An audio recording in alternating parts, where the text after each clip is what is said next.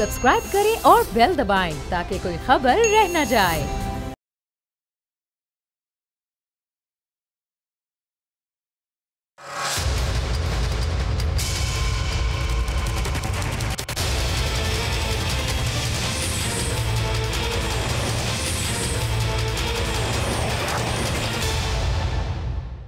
अस्सलाम वालेकुम, आप देख रहे हैं प्रोग्राम बस बहुत हो गया। मैं हूं अरबाब जहांगीर और बस बहुत हो गया बोल न्यूज़ की पूरी टीम की जानिब से हमारे देखने वालों को ईद की बहुत बहुत मुबारकबाद।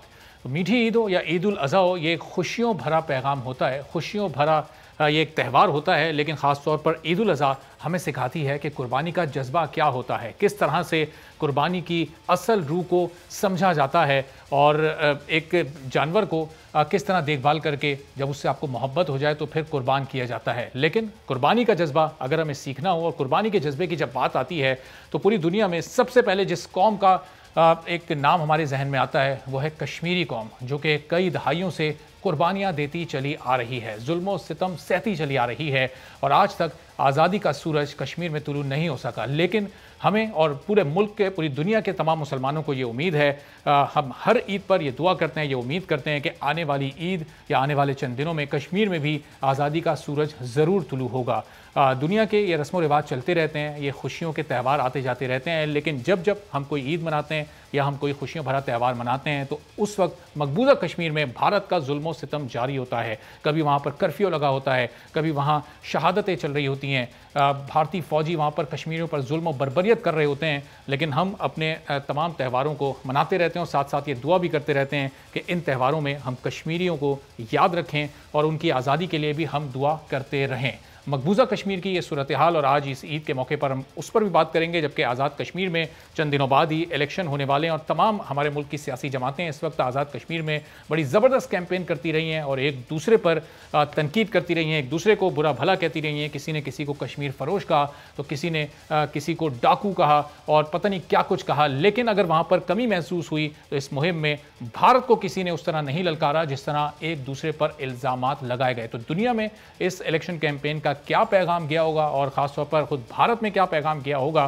कि आज़ाद कश्मीर में पाकिस्तान की तमाम सियासी जमातें एक दूसरे से तो लड़ रही हैं लेकिन मुत्तहिद होकर भारत को कोई पैगाम नहीं दे रही। इन्हीं तमाम मामलात पर बात करने के लिए और कुछ ज़रा ईद जो हमारे सियासतदान होते हैं या जो हमारे हुक्मरान होते हैं, जो हमारे ब्यूरोक्रेट्स होते हैं, वो जिम्मेदारियां संभालने से पहले उनकी एक ज़िंदगी हुआ करती थी, उस वक्त वो ईद किस तरह मनाया करते थे और फिर जिम्मेदारियां संभालने के बाद ईद पर उनकी ज़िंदगियों पर क्या फ़र्क होते हैं और किस तरह से उनकी ईदें मुख्तलिफ हो जाती हैं। ज़रा इस मामले पर भी कुछ बात करेंगे। मसूद खान साहब आज़ाद कश्मीर के सदर हमारे साथ मौजूद हैं। बहुत शुक्रिया मसूद खान साहब, आपने इस ईद के खुसूसी शो में हमारे लिए वक्त निकाला। ज़रा पहले तो ये बताइएगा, ज़ाहिर है जब आप सदर नहीं हुआ करते थे, बहुत ज़्यादा जिम्मेदारियाँ आप पर नहीं हुआ करती थी, सियासत में आप इतने मुतारिक नहीं थे, उस वक्त ये ईद बकर ईद किस तरह से मनाया करते थे और अब जब बहुत सारी जिम्मेदारियां आपके ऊपर हैं तो अब उसके बाद ये ईद किस तरह से आपके लिए मुख्तलिफ हो जाती है?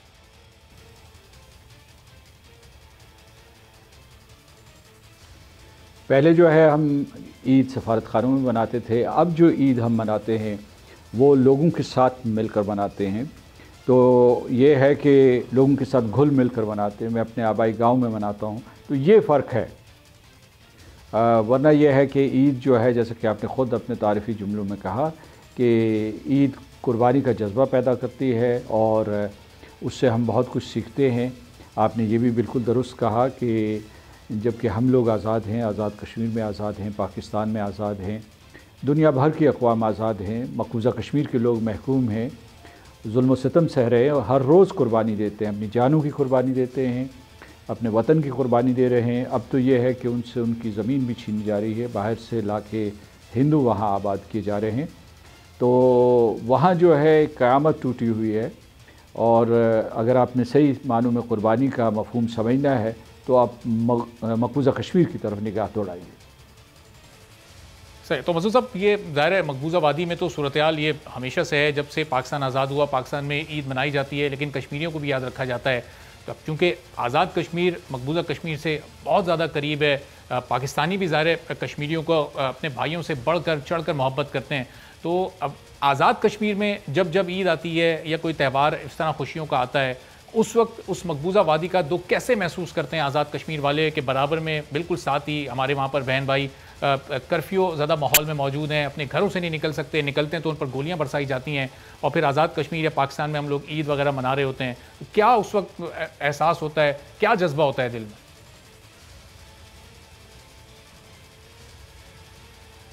دیکھیے، آزاد کشمیر جو ہے وہ مقبوضہ جموں کشمیر کی آزادی کے بغیر نامکمل ہے، اور یہ ریاست کا ایک حصہ ہے، آزاد کشمیر ہو یا گلگت بلتستان ہو، اور ہم چاہتے ہیں کہ مقبوضہ کشمیر کے لوگ بھی آزاد ہوں۔ ہمیں یہ احساس ہے، ہمیشہ یہ درد رہتا ہے کہ ہم لوگ آزادی سے عیدیں منا رہے ہیں، وہ عید الفطر ہو یا عید الاضحیٰ ہو، لیکن جو کشمیری ہیں وہ آزاد فضا میں، جموں کشمیر کے لوگ، مقبوضہ علاقے کے لوگ جو ہیں وہ آزاد فضا میں عید نہیں منا سکتے، اس طریقے سے خوشیاں نہیں منا سکتے۔ ہماری خوشیاں بھی ادھوری ہیں۔ میں سمجھتا ہوں کہ پاکستان کی بھی خوشیاں اس وقت تک ادھوری ہیں جب تک کہ مقبوضہ جموں کشمیر ہندوستان کے تسلط سے آزاد نہیں ہو جاتا۔ ایک اور چیز کا میں اضافہ کرتا چلوں کہ اگست 2019 کے بعد کشمیریوں کے اوپر جو ہے ایک نئے سرے سے ظلم و استبداد کیا جا رہا ہے۔ جیسا کہ میں نے پہلے کہا کہ باہر سے لا کے ہندو آباد کیے جا رہے ہیں، کوئی تقریباً 40 لاکھ کے قریب جو ہے ان کو ڈومیسائل سرٹیفکیٹس دیے جا چکے ہیں، اور اس کے بعد کشمیریوں سے ان کی زمین چھینی جا رہی ہے، وہاں نوجوان قتل کر دیے جاتے ہیں۔ تو اس فضا میں جو ہے وہ عید الاضحیٰ منائیں گے۔ یعنی یہ کہ جو باقی لوگ تو وہ اس کی جانوروں کی قربانی دیتے ہیں، وہاں انسان قربانی دے رہے ہیں اور آزادی کی خاطر دیکھتے ہیں، پاکستان سے اپنے رشتے کی وجہ سے دے رہے ہیں، آزاد کشمیر کے ساتھ جڑنے کے لیے دے رہے ہیں، یا آزاد کشمیر بھی ان کے ساتھ اسی طریقے سے جڑنا چاہتا ہے۔ تو یہ ہے کہ ایک درد کی لہر اٹھتی ہے جب بھی وہاں عید الاضحیٰ کا موقع آتا ہے، یا اس سے پہلے جو عید الفطر کا موقع آتا ہے، جب ساری دنیا خوشیاں منا رہی ہوتی ہے، تب بھی وہاں گھر جو ہے وہ ماتم کدے ہوتے ہیں۔ مسعود صاحب، ظاہر ہے پاکستان میں، آزاد کشمیر میں جب نوجوان نسل اپنی خوشیوں میں مگن ہوتی ہے، اس وقت ظاہر ہے مقبوضہ کشمیر میں تو ایک سوگ کا سما ہوتا ہے۔ جو بڑی عمر کے لوگ ہیں وہ تو یہ سمجھ سکتے ہیں، لیکن خاص طور پر ان تہواروں کو چونکہ کہا جاتا ہے تو بچوں کے تہوار ہوتے ہیں، نوجوان نسل کا تہوار ہوتا ہے، تو پاکستانی نوجوانوں کی، آزاد کشمیر کے نوجوانوں کی کیا اس طریقے سے وہ ایک تربیت آپ سمجھتے ہیں کہ کی جا رہی ہے؟ وہ یہ جو سنت ابراہیمی پر عمل ہم کرتے ہیں، ظاہر ہے یہ تو ہمارے فرائض میں شامل ہے، اس قربانی کو تو سمجھتے ہیں، لیکن جس طرح قربانی مقبوضہ کشمیر میں لوگ دے رہے ہیں، اس قربانی کے مفہوم کو کیا ایک آج آزاد کشمیر کا، پاکستان کا نوجوان اس طرح سمجھ سکتا ہے اس کی اصل روح کو؟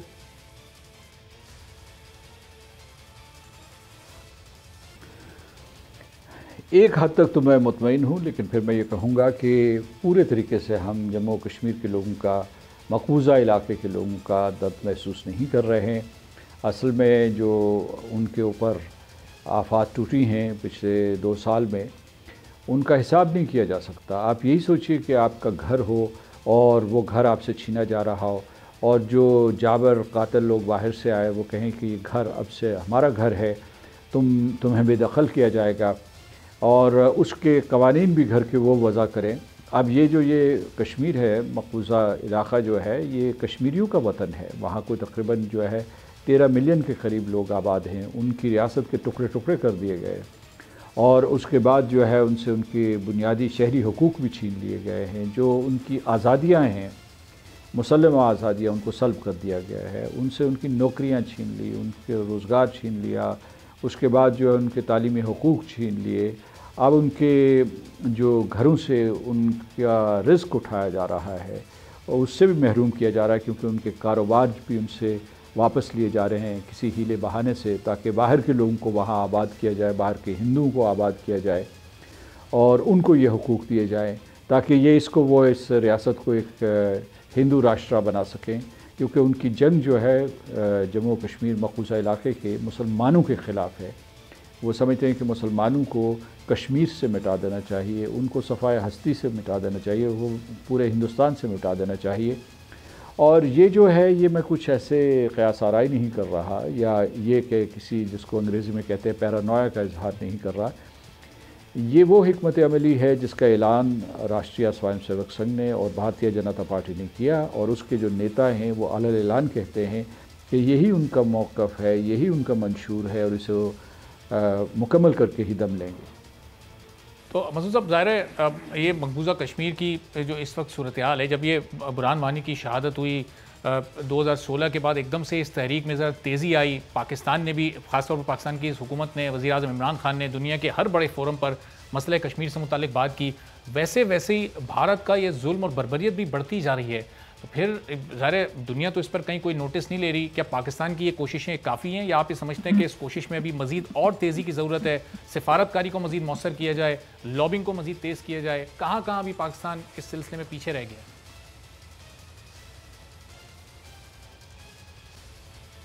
جتنی کوششیں پاکستان نے کی ہیں، پاکستان کی ریاست نے کی ہیں، پاکستان کے عوام نے کی ہیں، پاکستان کے منتخب نمائندوں نے کی ہیں، پاکستان کی تمام سیاسی جماعتوں نے کی ہیں، ہم ان کے لیے ان کا شکریہ ادا کرتے ہیں. کیونکہ اہل جموں و کشمیر جو ہے وہ پاکستان کے اوپر اعتماد کرتے ہیں. انہوں نے پاکستان کو اپنا وکیل مانا ہے.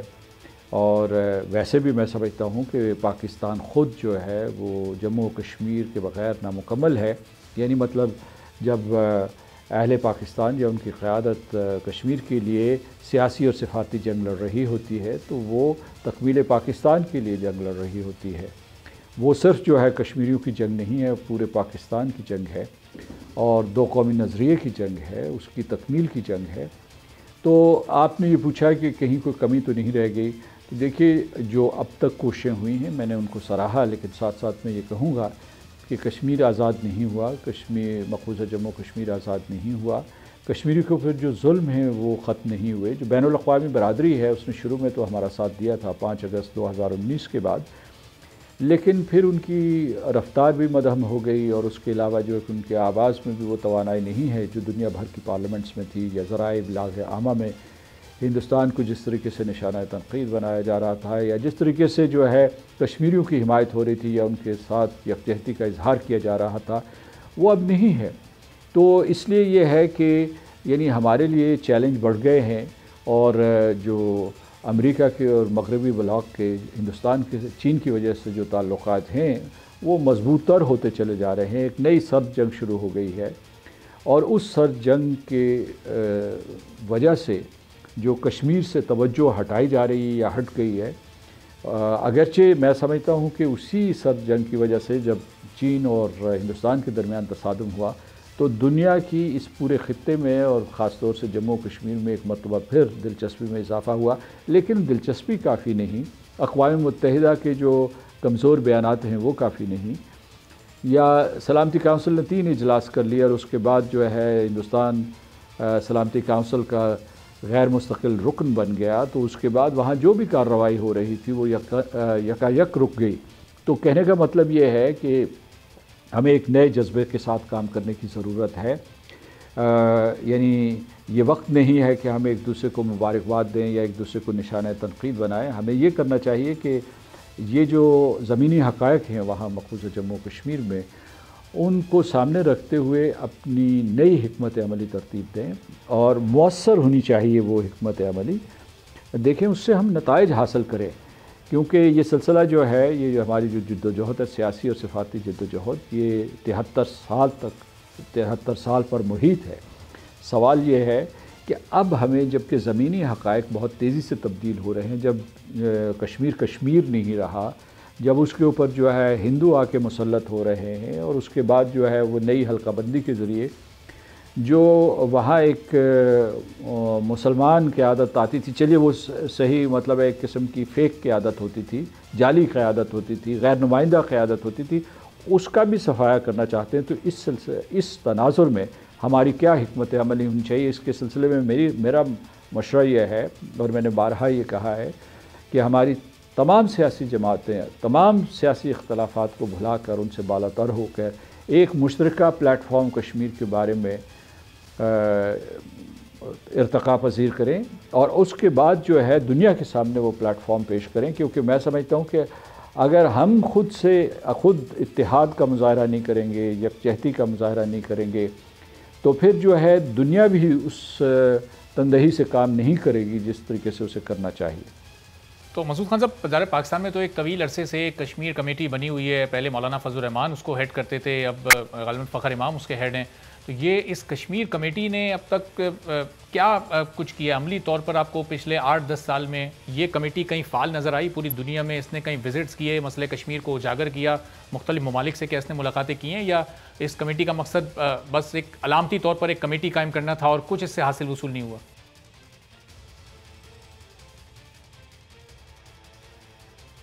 جو کشمیر کمیٹی ہے پارلیمنٹری کمیٹی ہے، اور یہ جو ہے سینٹ اور نیشنل اسمبلی کی مشترکہ کمیٹی ہے. اس کے موجودہ قائد جو ہیں یا چیئرمین آپ کہہ دیں شہریار آفریدی صاحب ہیں. کچھ عرصہ پہلے تک جو ہے وہ فخر امام صاحب تھے. تو یہ ایک پارلیمانی کمیٹی ہے اور اس کا جو دائرہ کار ہے وہ محدود ہے، کیونکہ یہ سفارشات مرتب کرتی ہے. یہ لوگوں کو اکٹھا کرنے کی کوشش کر رہی ہے پاکستان کے اندر، پاکستان سے باہر بھی رابطے کر رہی ہے، لیکن یہ اپنی سفارشات جو ہے وہ پارلیمنٹ کو دیتی ہے. پارلیمنٹ کو جو ہے اور کشمیر کمیٹی کے ارکان کو موقع ملتا ہے کہ وہ انٹر پارلیمنٹری یونین کے ساتھ رابطہ کریں، پارلیمانی سفارتکاری کریں.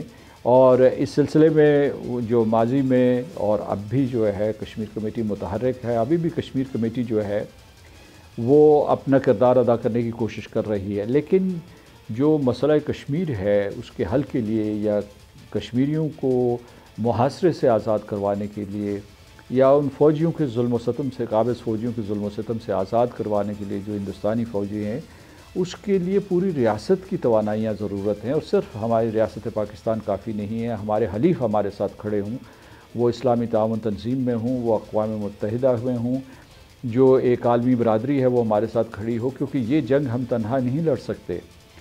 کیونکہ ہندوستان نے جو اپنے ارد گرد ہواری اور حلیف اکٹھے کیے ہوئے ہیں، جو کشمیریوں کا حق خود ارادیت جو اس کے مقصد کو پورا نہیں ہونے دے رہے ہیں. تو میں یہ کہنا چاہتا ہوں کہ کشمیر کمیٹی تک سے آپ جو ہے ساری کی 100% توقعات وابستہ نہ کریں.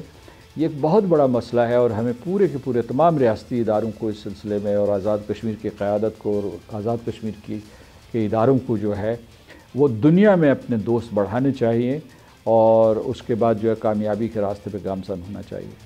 تو مسعود صاحب، پاکستان کے جو حلیف ممالک ہیں دنیا میں، جو قریبی دوست ہیں، اس میں ترکی کے علاوہ کون سا ایسا قابل ذکر ملک ہے جو مسئلہ کشمیر پر پاکستان کے ساتھ کھڑا ہے؟ کیا ہم سعودی عرب سے یا چائنا سے یا کسی اور ملک سے اس طرح کی کوئی توقع مستقبل میں رکھ سکتے ہیں؟ کیا ماضی میں انہوں نے اس مسئلے پر پاکستان کی توقعات کو پورا کیا ہے؟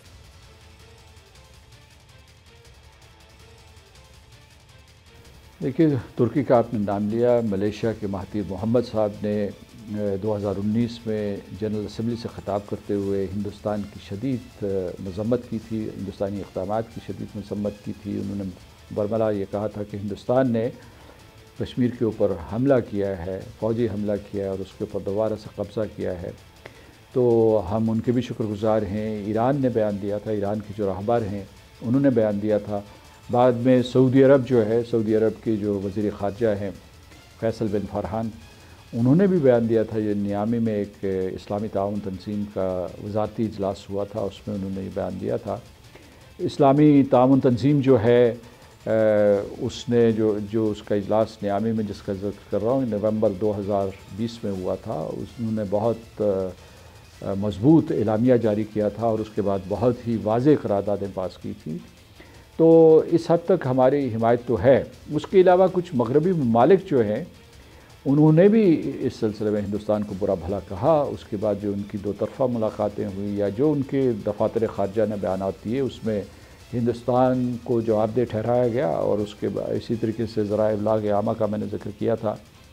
کچھ مغربی ممالک جو ہیں، مغربی پارلیمنٹس خاص طور سے میں یورپین پارلیمنٹ، US کانگریس اور اس کے علاوہ اس کا برطانوی پارلیمنٹ کا یا آسیان کی کچھ پارلیمنٹس جو ہیں انہوں نے بھی ہماری حمایت کی ہے. تو حمایت تو موجود ہے، لیکن میں ہمیشہ لوگوں کو یہ کہتا ہوں کہ جب آپ کھڑے ہوں گے تو دنیا آپ کے ساتھ کھڑی ہوگی.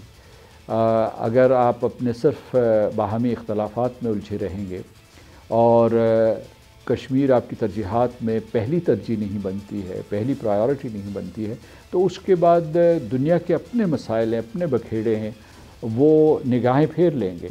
تو اس لیے ضروری یہ ہے کہ آپ مجھ سے پوچھیں کہ مستقبل میں کیا اسٹریٹجی ہونی چاہیے، تو مستقبل میں اسٹریٹجی یہ ہونی چاہیے کہ ہم اسے اعلیٰ ترین ترجیحات میں شامل کریں اور اس کے لیے بہت ہی جانفشانی سے تگ و دو کریں۔ صحیح۔ اب مسعود صاحب، ابھی کچھ عرصے پہلے بھارت نے ایک آل پارٹیز کانفرنس بلائی، اس میں اپنے من پسند سیاسی رہنماؤں کو بلایا گیا اور من پسند فیصلے کر کے پوری دنیا کے سامنے رکھ دیے گئے، دنیا کو بیوقوف بنا دیا گیا۔ تو یہ بھارت کے لیے کیا اتنا آسان ہے کہ اس طرح ایک آل پارٹیز کانفرنس بلا کر پوری دنیا کی آنکھیں اس پر بند کر دی گئیں؟ اور آپ کو نہیں لگتا پاکستان کو بھی اس کا جواب پھر اسی طرح کی ایک آل پارٹیز کانفرنس سے دینا چاہیے، جہاں پورے ملک کی سیاسی جماعتیں اکٹھا ہوں، کشمیر کے مسئلے پر بات ہو اور پھر ایک مؤثر پیغام پوری دنیا کے سامنے رکھا جائے، اور جو بھارتی آل پارٹیز کانفرنس میں ہوا اس کی بھی چیزیں سامنے لائی جائیں اور دنیا کے سامنے رکھی جائیں؟ اس سے کوئی فائدہ ہو سکتا ہے؟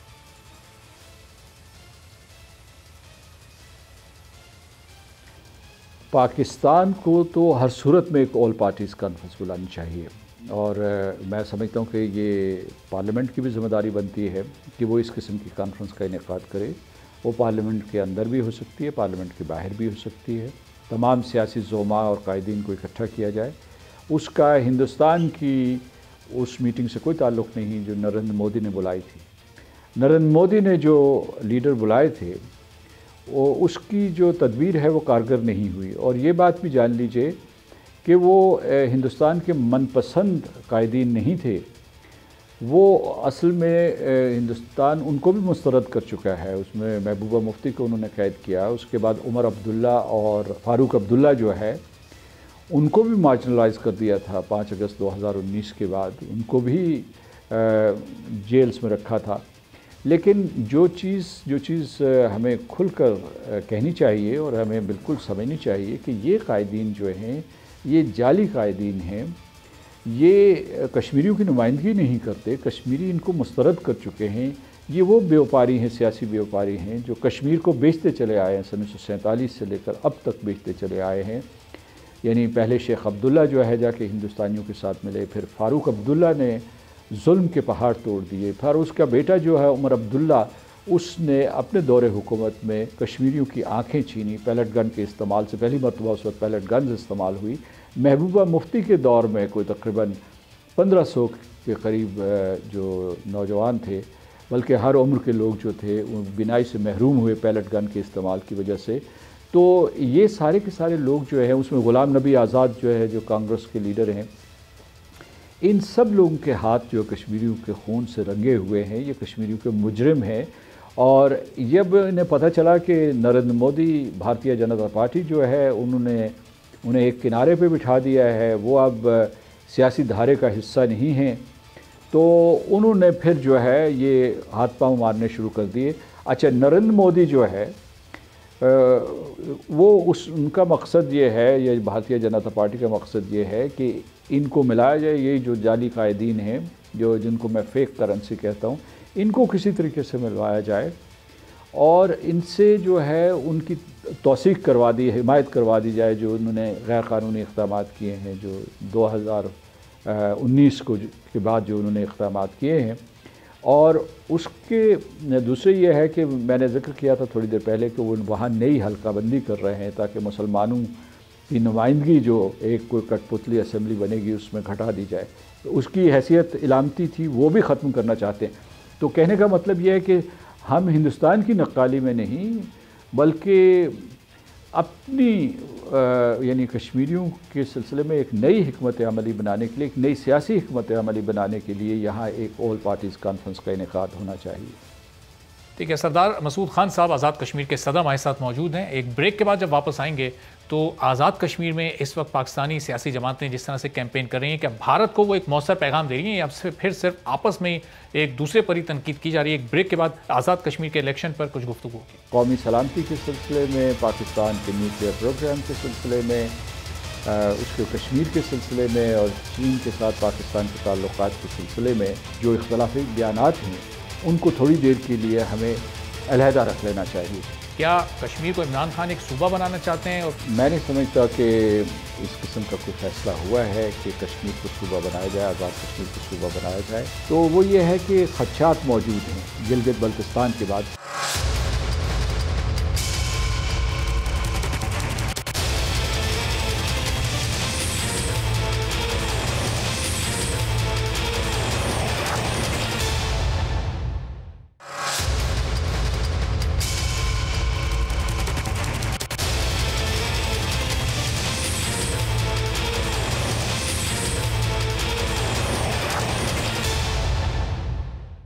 پروگرام میں ایک بار پھر آپ کو خوشامدید کہتے ہیں. مسعود خان صاحب آزاد کشمیر کے صدر ہمارے ساتھ موجود ہیں, اور اب آزاد کشمیر میں کس طرح سے یہ الیکشن کیمپین پاکستانی سیاسی جماعتیں آگے لے کر چل رہی ہیں, یہ کتنا مضبوط اور مؤثر پیغام بھارت کو دیا جا رہا ہے, اس سیگمنٹ میں کچھ اس سلسلے میں گفتگو کرتے ہیں. تو سردار صاحب, تو اب ظاہر اس آل پارٹیز کانفرنس کے انعقاد کے لیے پہلے ہمیں جو آپس کے اختلافات ہیں مسعود صاحب ان کو بالائے طاق رکھنا ہوگا, لیکن جس طرح سے ابھی آزاد کشمیر میں پاکستانی سیاسی جماعتیں کیمپین کر رہی ہیں, مریم نواز کا چند دنوں پہلے وہ بیان آپ نے سنا ہوگا جس میں وہ کہہ رہی ہے عمران خان کشمیر فروش ہے, اور میرے پاس ایسی اطلاعات موجود ہیں.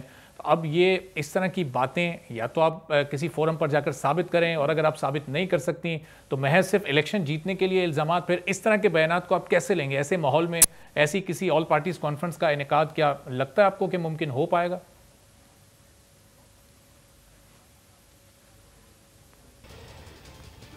جو سیاسی ماحول کی گرما گرمی میں اس قسم کے بیانات آتے رہتے ہیں, ان کو اہمیت نہیں دینی چاہیے.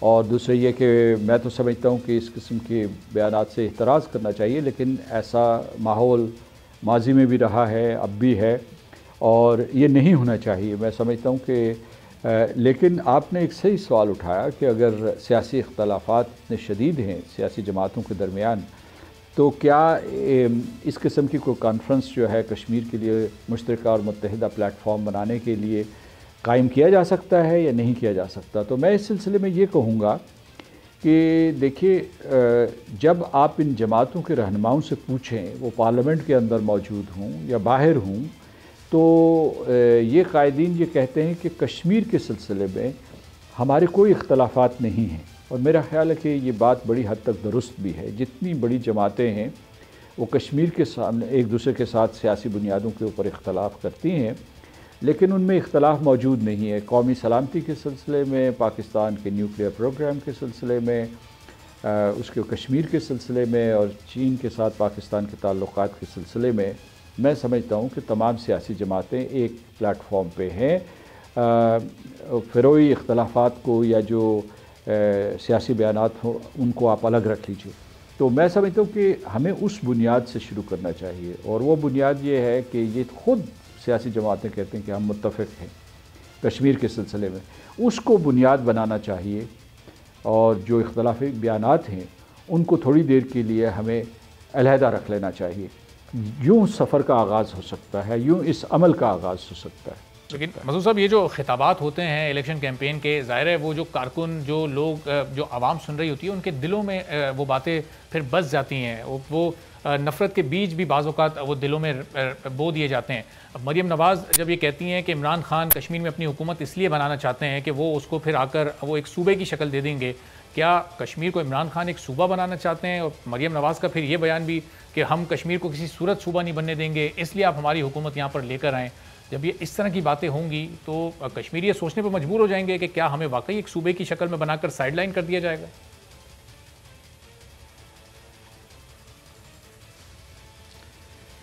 میں نہیں سمجھتا کہ اس قسم کا کوئی فیصلہ ہوا ہے کہ کشمیر کو صوبہ بنایا جائے, آزاد کشمیر کو صوبہ بنایا جائے. اور آزاد کشمیر کے لوگوں نے کہا ہے, بلکہ جموں و کشمیر کے لوگوں نے کہا ہے کہ آزاد کشمیر صوبہ نہیں بنے گا, یہ ایک ریاست ہے. اور 24 اکتوبر 1947 کے دن یہ وجود میں آئی تھی. اس کا ایک الگ جو ہے عبوری آئین موجود ہے, اس کا ایک صدر ہوتا ہے, ایک وزیر اعظم ہوتا ہے, اس کی بائی کیمرل لیجسلیچر ہے, اس کی جو ہے 2 ٹیئر جوڈیشری ہے. تو اس کے پورے کا پورا ریاست کا ڈھانچہ بنا ہے.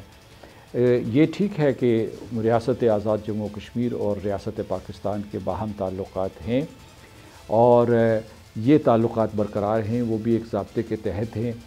پاکستان نے اپنے آئین میں یہ لکھا ہوا ہے, جو آئین کی شق 257 ہے, اس میں یہ لکھا ہوا ہے کہ پہلے کشمیری جو ہے اپنے سیاسی مستقبل کا فیصلہ کریں گے, اور اس کے بعد جو ہے ریاست جموں و کشمیر کے لوگ جو ہے اور پاکستان کے لوگ اپنے تعلقات استوار کریں گے. تو کہنے کا مطلب یہ ہے کہ یہ جو ہے یہ وہاں سے بھی یہ پیغام ہے. اور کیوں آزاد کشمیر کی ریاست ہے؟ میں سمجھتا ہوں کہ آزاد کشمیر کی ریاست اس لیے اہم ہے کہ یہ ایک بیس کیمپ ہے.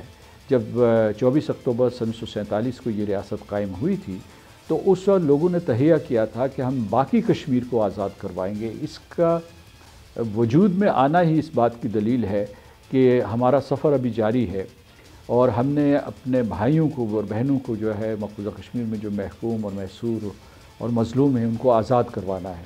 تو میں آپ کو یہ بتانا چاہتا ہوں کہ یعنی نہ تو پاکستان کے عوام اس کے لیے تیار ہیں، نہ آزاد کشمیر کے عوام اس کے لیے تیار ہیں، نہ کوئی اس قسم کا اندیا دیا گیا ہے۔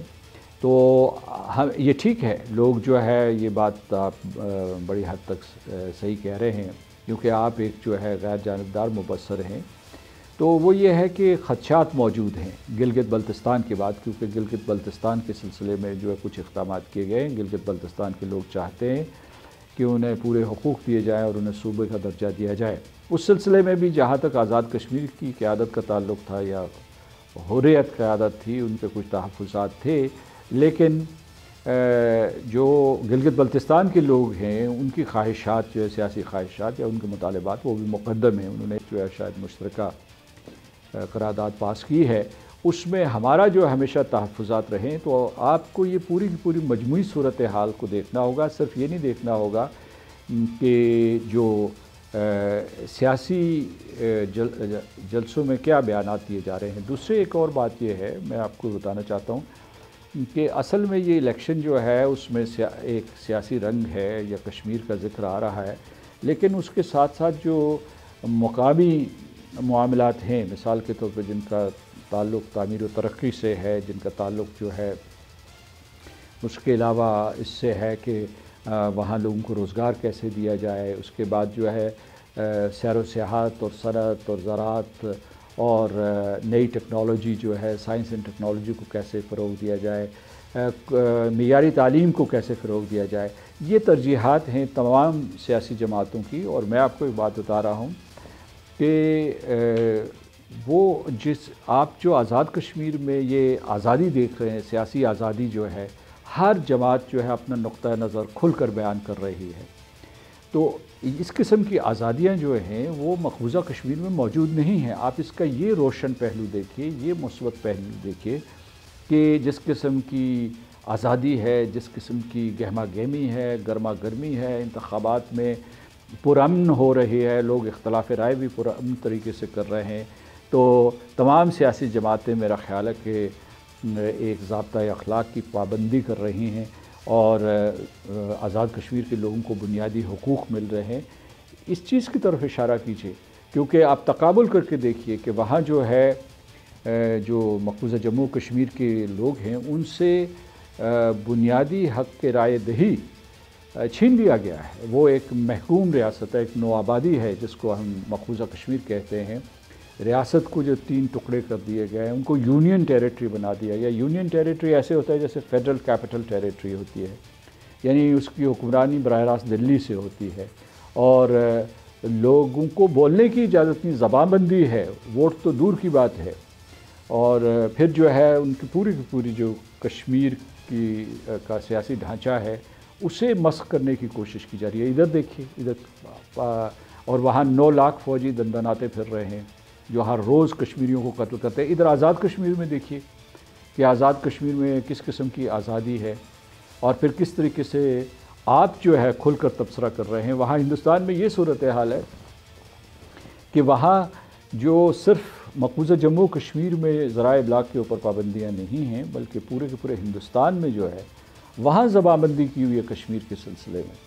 وہاں جو ہندوتوا کا ایجنڈا ہے اس کو فروغ دیا جا رہا ہے، اس کا پرچار کیا جا رہا ہے، اور راشٹریہ سوائم سیوک سنگھ اور بھارتیہ جنتا پارٹی جو ہے وہ کسی کو نہیں بولنے دے رہے ہیں، انہوں نے پابندی لگائی ہوئی ہے۔ تو میں سمجھتا ہوں کہ دنیا کو یہ دیکھنا چاہیے کہ کس آزاد فضا میں کشمیر میں انتخابات ہو رہے ہیں، آزاد کشمیر میں انتخابات ہو رہے ہیں، اور سیاسی جماعتیں کس آزادی سے اپنا نقطہ نظر بیان کر رہی ہیں۔ صحیح، اب مسعود صاحب ظاہر ہے اس کے نقطہ نظر پر ذرا آگے چل کر بات کرتے ہیں، لیکن میں ایک سوال آپ سے، گلگت بلتستان کہ عوام کی یہ خواہش تھی کہ انہیں باقاعدہ صوبہ بنایا جائے، ان کو بنیادی حقوق فراہم کیے جائیں، تو کشمیر کے عوام کی کیا خواہش ہے؟ کشمیر کی سیاسی قیادت اس سلسلے میں کیا سوچتی ہے؟ ابھی تک ذرا اس طرح کی کوئی بات نہیں ہوئی، لیکن اپوزیشن جماعتوں کی طرف سے حکومت پر الزام لگ رہا ہے، تو کہیں نہ کہیں کیا کسی سطح پر لوگوں کے دلوں میں خواہش ہے کہ کشمیر صوبہ بن کر پاکستان کا حصہ بن جائے، یا پھر کشمیری عام طور پر اس بارے میں نہیں سوچ رکھتے اور ایک آزاد حیثیت میں رہنا چاہتے ہیں؟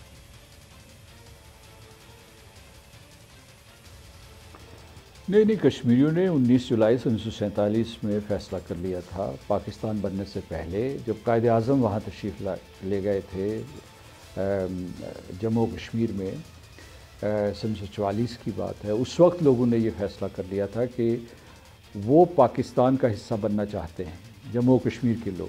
یہ تو بعد میں جو ہے 1947 میں جو ہے مہاراجہ کشمیر نے اپنی مکاری اور چالاکی سے، ہندوستان نے اپنے ایک فوجی کارروائی کے ذریعے کشمیر کے ایک حصے کے اوپر قبضہ کر لیا ہے۔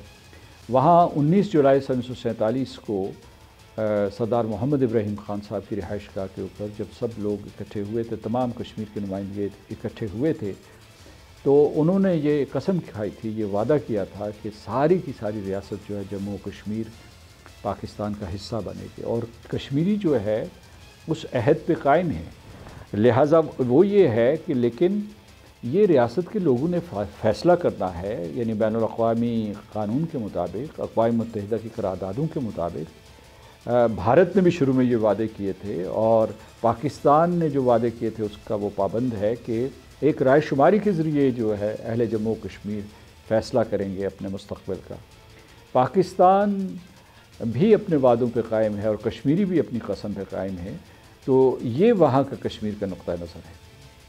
صحیح۔ اور ابھی مسعود صاحب تھوڑی دیر پہلے بھارت کو ایک مؤثر پیغام دینے کی بات ہوئی تھی، تو یہ جو الیکشن مہم چل رہی ہے جس میں آپ نے بتایا کہ تمام جماعتیں آزادی کے ساتھ اپنا نقطہ نظر پیش کر رہی ہیں، ایک دوسرے پر تو بڑی شدید تنقید کر رہی ہیں، اب ایک دوسرے کے ساتھ اختلافات بھی اپنی جگہ پر، کیا بھارت کو ایک مؤثر پیغام ان تمام جماعتوں نے مل کر دیا ہے کہ اس الیکشن کیمپین کو ایک پلیٹ فارم کی طرح استعمال کیا جا سکتا تھا کہ خاص طور پر بھارت کو پیغام دیا جاتا اور دنیا بھر میں مقبوضہ کشمیر سے ایک اتحاد کے ساتھ ان کے ساتھ ایک اتحاد کو قائم رکھنے کا ایک پیغام دیا جاتا؟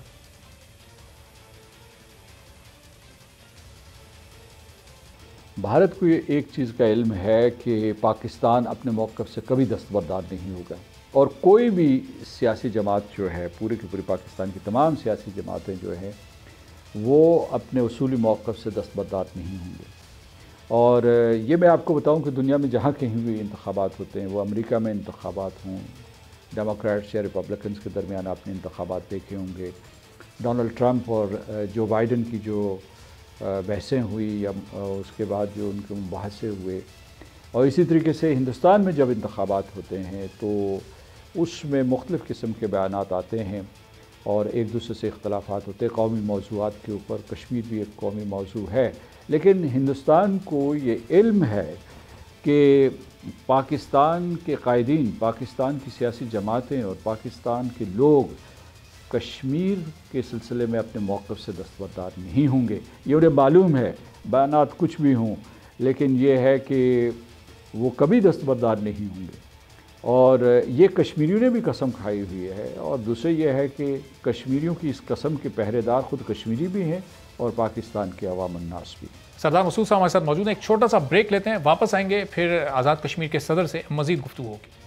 اور مسعود خان صاحب، یہ جو پچھلے 3 ادوار کا ظاہر آپ نے ذکر کیا، میاں نواز شریف صاحب، شاہد خاقان عباسی صاحب، عمران خان صاحب، کہیں کوئی فرق آپ کے نزدیک ہے یا تینوں نے بالکل ایک جیسا تعاون کیا؟ آزاد کشمیر کے سلسلے میں تینوں نے بہت بڑھ چڑھ کر تعاون کیا۔ خاص طور سے میں ترقیاتی بجٹ کے حوالے سے کہوں گا، ترقیاتی بجٹ جو ہے اسے جو میاں نواز شریف صاحب تھے ان کے دور میں 2 گنا کر دیا گیا تھا۔ یہ 2016-2017 کی بات ہے۔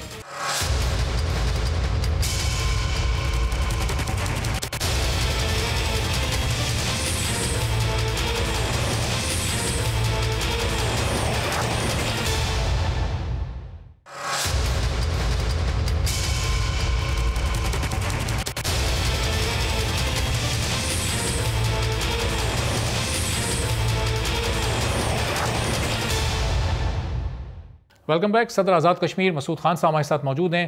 تو مسعود صاحب، 21 جولائی 2016 کو جب گزشتہ انتخابات ہوئے تھے کشمیر میں، اس کے بعد پھر ظاہر راجہ فاروق حیدر صاحب کی یہ حکومت بنی۔ ان 5 سالوں میں آزاد کشمیر میں کتنی ترقی ہوئی ہے، تعلیم و صحت کے شعبے میں کتنا کام ہوا ہے؟ ظاہر اس کے بعد پھر یہ ضمنی سوال بھی بنے گا کہ اسی بنیاد پر لوگ منتخب کریں گے اب آنے والی حکومت کو، تو پاکستان کی کس سیاسی جماعت کی اس وقت پوزیشن آزاد کشمیر میں مضبوط ہوگی؟ جس حکومت کی یہ پچھلے دور کی یہ حکومت رہی ہے، کیا اس نے اتنا بہتر کام کیا کہ ایک بار پھر حکومت انہیں کیا ہے اور عوام انہیں کا انتخاب کریں، یا پھر پاکستان تحریک انصاف کا انتخاب لوگ اس وقت کریں گے؟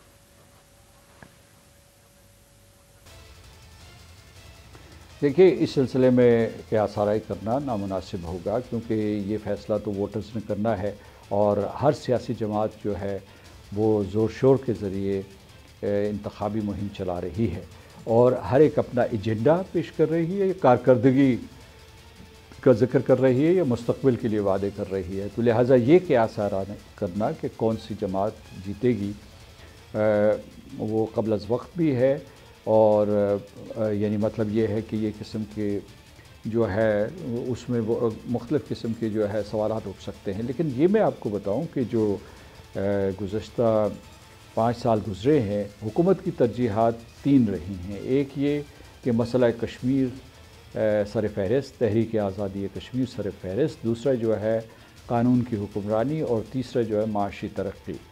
یہ تو ان تینوں کے اوپر کام کیا گیا ہے، اور ان میں جو ہے کشمیر کی وکالت کی گئی۔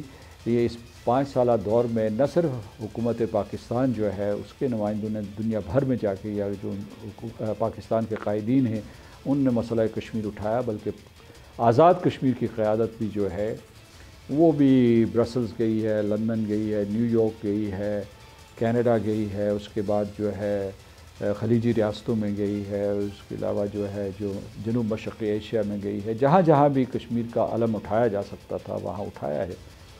دوسرے جو ہے وہ قانون کی حکمرانی جو ہے اسے تقویت دینے کی کوشش کی گئی ہے، اور تیسری بات یہ ہے کہ جو آپ نے خصوصی طور پر سوال پوچھا کہ اس میں جو سب سے زیادہ پیش رفت ہوئی ہے وہ انفراسٹرکچر ڈیولپمنٹ میں ہوئی ہے۔ جو سڑکوں کا جال ہے پورے کے پورے آزاد کشمیر میں بچھایا گیا ہے، سیر و سیاحت کو فروغ دیا گیا ہے، صنعت کو مہمیز دی گئی ہے، اس کے علاوہ جو زراعت جو ہے اسے بھی بہتر بنانے کی کوشش کی گئی ہے، جو تعلیم پہ خاص طور سے توجہ دی گئی ہے، معیاری تعلیم پہ میں کہوں گا جو ہماری 5 پبلک سیکٹر یونیورسٹیز ہیں، یا میڈیکل کالجز ہیں، یا کیڈٹ کالجز ہیں، یا پوسٹ گریجویٹ کالجز ہیں، وہ اب نئی ٹیکنالوجیز بھی پڑھا رہی ہیں، تو اس وجہ سے وہاں بڑی پیش رفت ہوئی ہے۔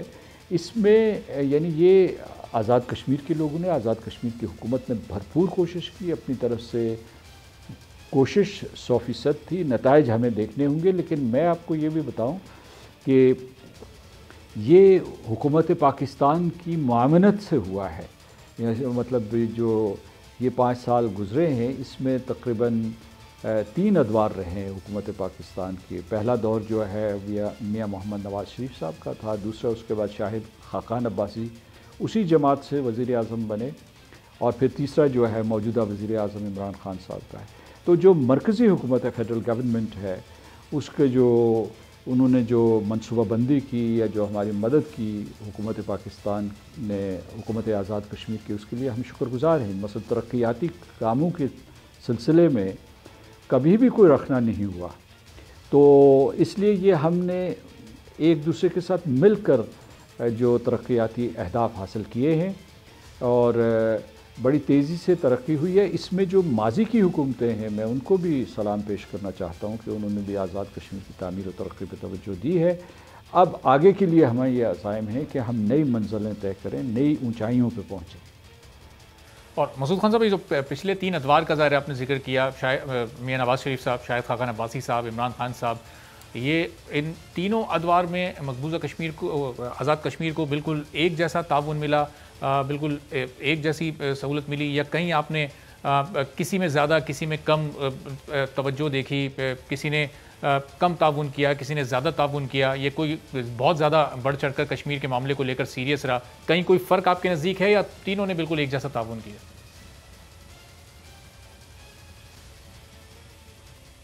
آزاد کشمیر کے سلسلے میں تینوں نے بہت بڑھ چڑھ کر تعاون کیا، خاص طور سے میں ترقیاتی بجٹ کے حوالے سے کہوں گا۔ باقی بھی جو بجٹ کی صورت میں اب جو ہے جو 13ویں امینڈمنٹ کے بعد آزاد کشمیر کے پاس بھی بہت سے مالی اختیارات ہیں، بلکہ کلیتاً اختیارات اس کے پاس آ گئے ہیں، لیکن جو اسلام آباد کی طرف سے مدد ہوتی ہے وہ جاری رہی۔ ترقیاتی بجٹ جو ہے اسے جو میاں نواز شریف صاحب جو تھے ان کے دور میں 2 گنا کر دیا گیا تھا، یہ 2016-2017 کی بات ہے، تو اس اضافے کو نہ صرف برقرار رکھا گیا بلکہ اس میں بتدریج اضافہ ہوتا گیا، اور وہ اضافہ اب تک جاری ہے، لیکن اس وقت جو ہے جب اسے 2 گنا کر دیا گیا تھا ترقیاتی بجٹ کو، تو وہ آزاد کشمیری کے لیے بہت بڑا تحفہ تھا۔ بعد کی آنے والی حکومتوں نے جیسا کہ میں نے پہلے کہا ہے اس کو برقرار رکھا ہے۔ تو یعنی یہ ہم ہندوستان کو بھی یہ پیغام دینا چاہتے ہیں اصل میں کہ یہاں جو ہے توجہ رہی ہے جو ہے تعمیر و ترقی کے اوپر، وہاں جو ہے قتل عام اور تباہی جو ہے ان کے لیے ترجیحات رہی ہیں۔ تو اس لیے یہ ہے کہ اور جو ہے وہ کچھ پروپیگنڈا کریں یا یہاں کسی قسم کی کوئی غلط فہمیاں ہوں، میں سمجھتا ہوں کہ جو فیڈریشن آف پاکستان اور ریاست آزاد جموں و کشمیر کے درمیان مثالی تعاون رہا ہے۔ صحیح۔ تو مسعود صاحب، بس اختتامی لمحات میں پروگرام، آخری سوال آخر میں آپ سے جاننا چاہوں گا کہ آزاد کشمیر کی، گلگت بلتستان کی ہمیشہ سے روایت رہی ہے کہ پاکستان میں جو اسلام آباد میں حکومت ہوتی ہے، جو وفاقی حکومت ہوتی ہے، اسی جماعت کو آزاد کشمیر میں بھی اور گلگت بلتستان میں ہی منتخب کیا جاتا ہے۔ ظاہر ہے حکومت وفاق میں ہوگی تو فنڈز کی فراہمی اور دوسرے معاملات، بجٹس وغیرہ میں بڑی آسانی ہوتی ہے۔ تو اس کا مطلب کہ اس بار بھی صورتحال کچھ ایسی ہی ہو سکتی ہے، کیونکہ اگر کسی اور جماعت کو، کسی اپوزیشن کی جماعت کو منتخب کیا جاتا ہے تو پھر یہ ترقیاتی بجٹ اور اس طرح کے دوسرے معاملات میں کوئی رخ نہ آ سکتا ہے، مشکلات پیدا ہو سکتی ہیں۔ یہی وجہ ہے کہ وفاقی حکومت کا ہی ہمیشہ انتخاب کیا جاتا ہے۔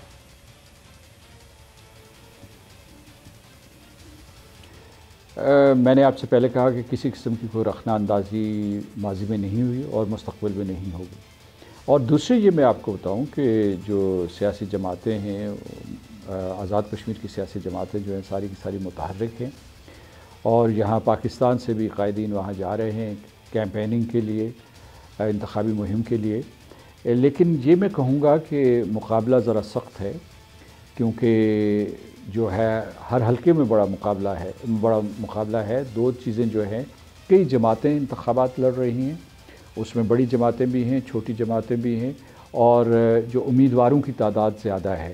تو یہ ٹھیک آپ نے کہا کہ عام طور پہ جو ہے یہ ایک رجحان ہے ماضی میں کہ جی جو حکومت اسلام آباد میں ہوتی ہے، لوگوں کا رخ، بعض امیدواروں کا رخ جو ہے اس کی طرف ہو جاتا ہے۔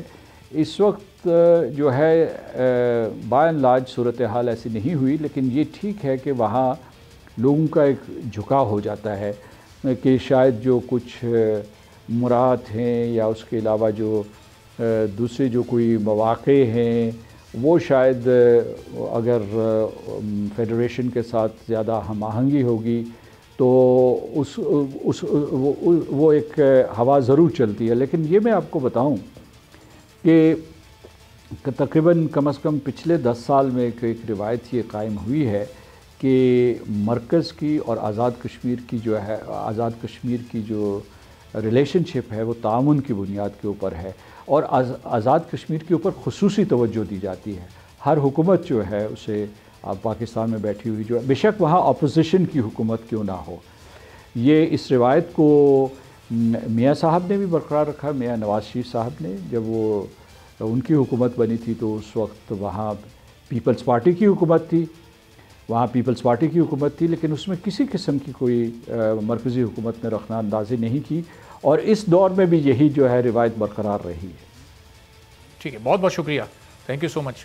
مسعود خان صاحب آزاد کشمیر ہمارے ساتھ موجود تھے اور بتا رہے تھے کہ اس الیکشن میں بھرپور طریقے سے تمام جماعتوں نے کیمپین کی ہے، اور اب ظاہر دیکھنا ہے کہ 2-3 روز بعد یہ الیکشن ہے تو آزاد کشمیر کے عوام کس جماعت کو منتخب کرتے ہیں۔ اور ماضی میں جتنی بھی حکومتیں گزری ہیں سب نے ہی بالکل ایک جیسا تعاون آزاد کشمیر سے کیا ہے، کبھی کسی نئی آنے والی حکومت نے آزاد کشمیر کے حکومت کے لیے کہیں کوئی رکاوٹ کھڑی نہیں کی، کبھی کوئی رخنہ نہیں ڈالا۔ آج کے پروگرام سے اجازت دیجیے، اللہ حافظ۔